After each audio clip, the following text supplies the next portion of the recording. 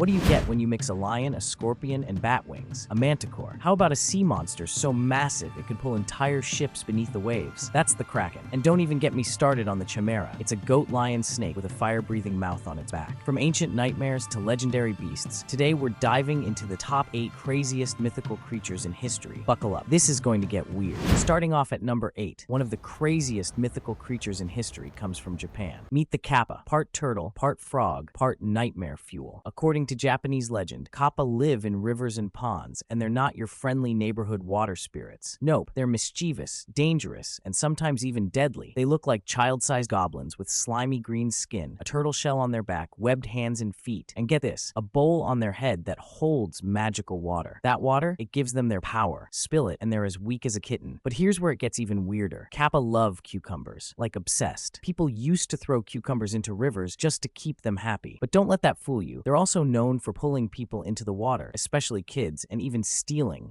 body parts. Yeah, let's not go there. And yet, there's a twist. If you bow to a Kappa, it might bow back, spilling the water on its head and weakening itself. Classic trickster move, outsmart the monster with manners. Whether it's creepy or comical, the Kappa is one of Japan's most iconic creatures, still talked about in festivals, cartoons, and even warning signs near rivers. So would you swim in a Kappa's river? Coming up next at number 7, have you ever heard of a creature so bizarre it has the head of a horse, the body of a man, and legs longer than your weekend plans? Meet the Tikbalang, one of the craziest mythical creatures from the Philippines. Legend says the Tikbalang lurks in the mountains and forests, especially during foggy days, like it's waiting to mess with you. They love playing tricks, leading travelers in circles, making you think you're lost, even if you're walking in your own backyard. Want to escape? Easy. Just wear your shirt inside out. Yeah, seriously. That supposedly confuses it. But wait, it gets even wilder. If you tame a Tikbalang, it becomes your loyal guardian. How? By stealing a single golden hair from its mane. Good luck with that, though. Tikbalangs aren't exactly known for spa days. Creepy prankster? Forest guardian? Or both? The Tikbalang is one wild creature that proves mythology can get really weird. Would you try to tame one? Next up at number 6, have you ever heard of a creature so weird no one can even agree on what it looks like? That's the Bunyip,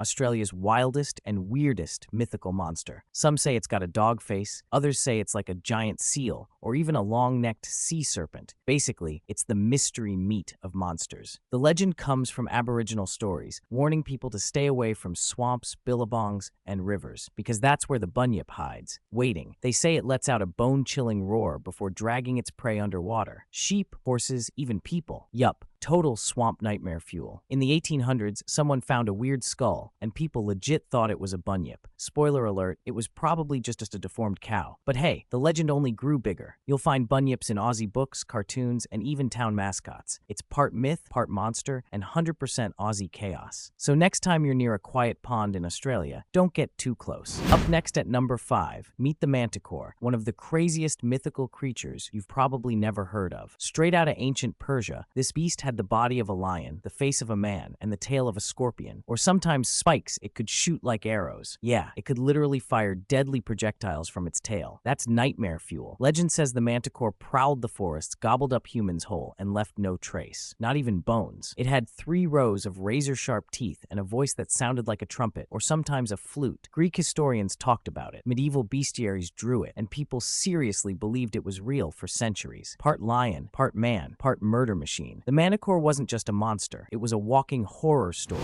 Halfway there, at number 4, you've heard of werewolves and vampires, but have you ever heard of the Nuckelavee? Trust me, this thing makes them look like puppies and glitter. Straight from the Orkney Islands of Scotland comes one of the wildest mythical monsters ever imagined. It's called the Nuckelavee. And yeah, you might want to sleep with the lights on after this. Picture a giant skinless horse fused with a human torso coming out of its back. Yeah, you heard that right. No skin, just muscle, veins, and terror. The human part has long arms that can grab you off the ground, and one massive eye that glows like fire. It's like someone mashed up a nightmare and said, yep, that'll do. The Nuckelavee hates humans, like really hates us. It's blamed for droughts, plagues, and even dying crops. Basically, every bad day in ancient Scotland, they said, oh, must be the Nuckelavee again. And get this, its breath was so toxic, it could wither plants and kill livestock. But here's the twist. This unstoppable nightmare, terrified of fresh water. Yeah, a puddle could ruin its whole day. day. Just imagine this beast charging at you, then going, "Oh no, a stream," and running off like a cartoon villain. The Nuckelavee is a creature that proves one thing. Ancient Scots had wild imaginations, and probably some really messed up dreams. Honestly, if I saw that thing, I'd never go outside again. Up next at number 3, imagine an animal with the head of a lion, the body of a goat, and a snake for a tail. Nope, this isn't your weirdest dream after eating too much cheese. This is the Chimera, straight out of ancient Greek mythology. This beast didn't just look terrifying, it could breathe fire. Yeah, real, dragon-style flames coming right out of its lion mouth. Oh, and let's not forget the snake tail. That thing had a mind of its own, hissing, biting, and ready to ruin your day. The Chimera was said to roam the hills of Lesha, terrorizing everything in its path. Crops burned, villages fled, heroes panicked, until one guy, Bellerophon, decided he'd had enough. Armed with a spear and riding a flying horse, yes, Pegasus, he launched an aerial assault like some kind of ancient Greek air force. He jammed a lead-tipped spear into the Chimera's throat. The fire melted the lead. The lead melted the beast from the inside. Boom. Game over. People celebrated, goats slept peacefully, and the world was safe until the next monster showed up. But none, not even Medusa, had the same wild combo of lion, goat, and snake. The Chimera wasn't just a monster. It was a nightmare mixtape of terror. Part furnace, part zoo, part nightmare fuel. So next time you think your pet is high maintenance, be glad it doesn't breathe fire and try to eat you from both ends.